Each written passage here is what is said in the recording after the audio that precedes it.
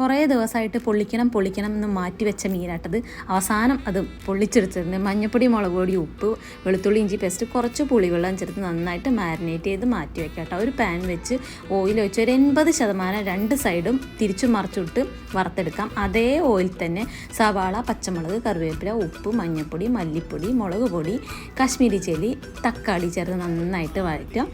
എന്നിട്ട് നമുക്കതിലോട്ട് തേങ്ങാപ്പാൽ ഒഴിച്ചെടുക്കാം. നല്ല കട്ടിപ്പാലൊന്നല്ല കേട്ടോ, നല്ല എളുപ്പപ്പണിക്ക് ഞാൻ കുറച്ച് തിളച്ച വെള്ളം ഒഴിച്ച് മിക്സിയിലൊന്ന് കറക്കിയെടുത്ത തേങ്ങാപ്പാലാണ്. വാഴയില, ഇത് വിഷുവിനുണ്ടായിരുന്ന 2 വാഴയില ഭാഗ്യത്തിന് എനിക്ക് കിട്ടി.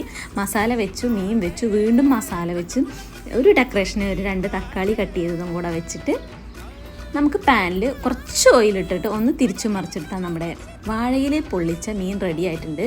ആദ്യമൊക്കെ എനിക്കൊരു വിചാരം ഉണ്ടായിരുന്നു, കരിമീൻ മാത്രമേ വാഴയിലകൾ പൊള്ളിക്കാൻ പറ്റുള്ളൂ എന്ന്. നമുക്കിഷ്ടമുള്ള ഏത് മീനും പൊള്ളിക്കാം കേട്ടോ. അടിപൊളി ടേസ്റ്റാണ്. വീഡിയോ ഇഷ്ടപ്പെട്ടാൽ ലൈക്ക്